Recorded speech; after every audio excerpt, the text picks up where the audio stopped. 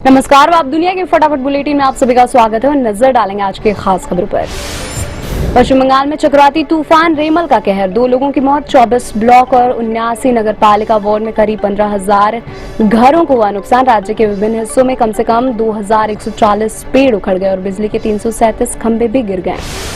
पूर्व प्रधानमंत्री एच.डी. देवेगौड़ा के पोते और कर्नाटक के हासन से सांसद प्रज्वल रेवन्ना ने वीडियो संदेश में कहा, वह 31 मई को एसआईटी के समक्ष पेश होंगे। एसआईटी उन पर लगे कई महिलाओं के यौन शोषण के आरोपों की जांच कर रही है। पीएम मोदी के परमात्मा वाले बयान पर राहुल गांधी का तंज, सत्ता से बाहर आते ही जब ईडी करेगी पूछताछ तो परमात्मा पर फोड़ेंगे ठिकारा, भाजपा का पलटवार। कांग्रेस अध्यक्ष मल्लिकार्जुन खड़गे पर गृह मंत्री अमित शाह का तंज, 4 जून के बाद जाएगी खड़गे की नौकरी, हार का ठिकारा खड़गे पर फूटेगा। एनडीए के 400 सीट जीतने का फिर से किया दावा।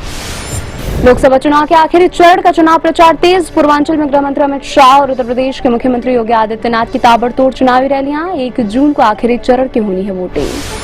दिल्ली के मुख्यमंत्री अरविंद केजरीवाल के 7 दिन बेल बढ़ाने की याचिका पर सियासी घमासान, भाजपा बोली तबियत खराब है तो क्यों कर रहे हैं प्रचार, आपकी सफाई, कई जरूरी टेस्ट करवाने हैं।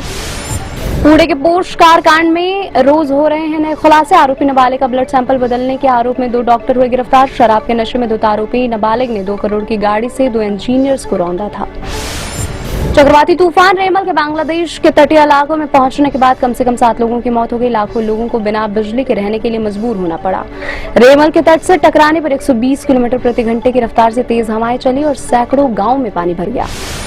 मौसम विभाग ने कहा, केरल में अगले 5 दिनों में मानसून के दस्तक देने के लिए परिस्थितियां अनुकूल। भारत के मानसून कोर जोन में सामान्य से अधिक वर्षा होने की संभावना है, जिसमें अधिकांश वर्षा आधारित कृषि क्षेत्र शामिल हैं।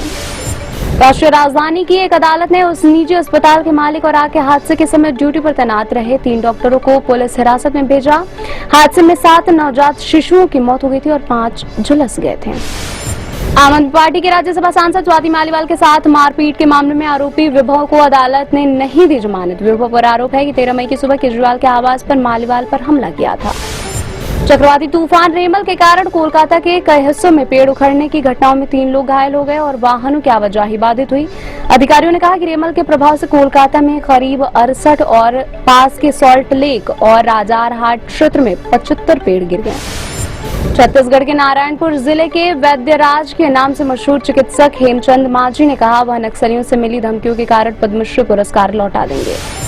दिल्ली के स्वास्थ्य मंत्री सौरभ भारद्वाज ने कहा, लू लगने से बीमार हुए लोगों के लिए दिल्ली सरकार के 24 अस्पतालों में 2-2 बिस्तर आरक्षित किए जाएंगे। एलएनजेपी में ऐसे मरीजों के लिए जांच बिस्तर रहेंगे। हरियाणा सरकार ने सरकारी और निजी स्कूलों में गर्मी की छुट्टियां बढ़ाने की घोषणा की। आदेश के अनुसार राज्य के सभी स्कूल में 28 मई से 30 जून तक गर्मी की छुट्टियां रहेंगी। हरियाणा में भीषण गर्मी पड़ रही है और अधिकतम तापमान 44 से 46 डिग्री सेल्सियस के बीच बना हुआ है।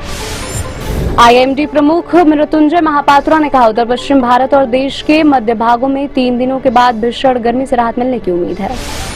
राजस्थान के गंगानगर जिले के राजासार थाना क्षेत्र में रविवार एक सड़क हादसे में दंपति समेत 4 लोगों की मौत हो गई। पुलिस ने बताया, चूरू से गंगानगर जा रही स्कॉर्पियो कार राष्ट्रीय राजमार्ग 62 पर सूरतगढ़ के पास आगे चल रहे एक ट्रक से टकरा गई।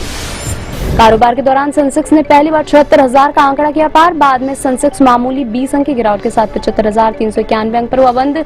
निफ्टी भी 25 अंक की हल्की गिरावट के साथ 22,935 अंक पर हुआ बंद।